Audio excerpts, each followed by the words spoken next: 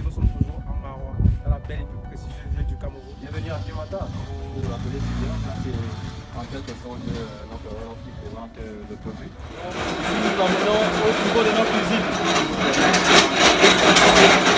Grande matière ici, et automatiquement on demande au mixeur qui va homogénéiser la matière première. Après l'obtention de... Bonjour, bienvenue sur la chaîne Réflexion Ensemble. Ici, nous parlons de business, nous parlons de mindset, nous parlons de développement personnel. Car c'est grâce à tout ça que nous allons développer notre pays. Aujourd'hui, comme vous remarquez, nous sommes toujours à Marois, dans la belle et plus prestigieuse ville du Cameroun. Nous sommes venus à la rencontre d'un jeune entrepreneur ici de l'École nationale supérieure polytechnique de Marois. Je vais laisser le soin qui se présente. Bonjour, président. Comment on vous appelle pour ceux qui ne vous connaissent pas? Merci bien pour ceux qui ne me connaissent pas. Je me nomme Aïssi Etemé Jean-Baptiste. Comme il a si bien souligné, je suis un produit pur de l'École nationale supérieure polytechnique de Marois du département d'hydraulique et maîtrise des réseaux. Ok, président, nous sommes aujourd'hui sur l'un de vos sites de production. Principalement, qu'est-ce que vous faites ici? Ici, il faut rappeler que déjà on va vous souhaiter la bienvenue à Piwata, qui est une PME qui a des filiales.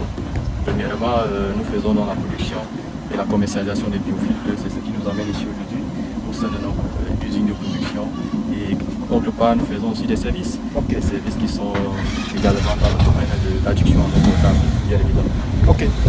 Président, principalement ici, nous aimerions vraiment visiter votre structure. Mais avant d'entrer à l'intérieur, quelle est la matière, quel est le socle de votre produit? C'est-à-dire, ce que vous utilisez pour valoriser vraiment votre produit? Oui, il faut rappeler que nous avons de la matière première. Vous voyez si bien, le transporteur qui est venu avec la matière première, à l'intérieur des usines. Bon, je pense qu'on va devoir visiter ceux qui veulent découvrir. Présent, j'espère que Bienvenue on va bien découvrir plein de choses. Bienvenue à Piwata. Comme vous vous rappelez si bien, ça c'est en quelque sorte notre Europe qui présente le produit. Les produits, ce sont les biofiltres de la médecine que nous produisons ici. Nous avons également des produits en filtre en céramique. Et quelque part, nous avons des produits beaucoup plus de services hydrauliques que nous mettons. Nous l'emmenons au niveau de notre usine. Ici, par exemple, voilà, ça c'est notre laboratoire. Ici, c'est le laboratoire que nous appelons. Ici, ce sont les différentes machines. Nous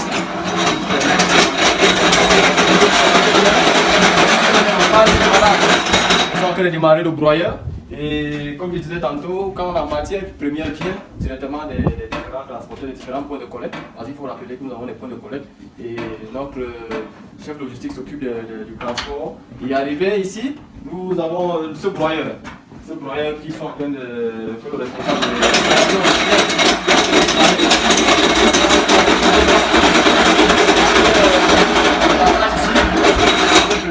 est orienté ici. Voilà ce que nous obtenons, après le broyage. Présent, avant d'arriver là, j'ai une préoccupation. Quelle est la matière première que vous voyez ici? Oui, nous ici nous obtenons, nous apportons une matière première encore à l'état brut. À l'état brut qui doit également sécher. C'est quoi? C'est de l'argile, c'est de la terre? Bon, nous avons plusieurs éléments. On peut dire qu'il y a de l'argile, même dans l'argile il y a des argiles, mais nous avons une argile appropriée que nous utilisons. Mais nous avons également d'autres adjuvants qui font partie également de notre processus que nous passons ici au niveau du broyeur.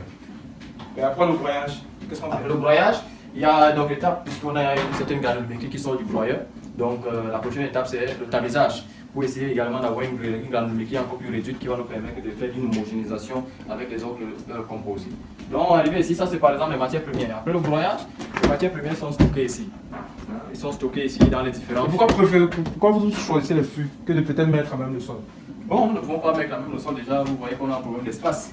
Donc nous essayons aussi d'adapter nos moyens selon l'hypothèse minimale possible en utilisant ces différents réservoirs là pour contenir nos différentes matières. Mais dans la suite, nous allons augmenter puisque cette quantité, voilà, nous devons augmenter puisque la production va être continuelle.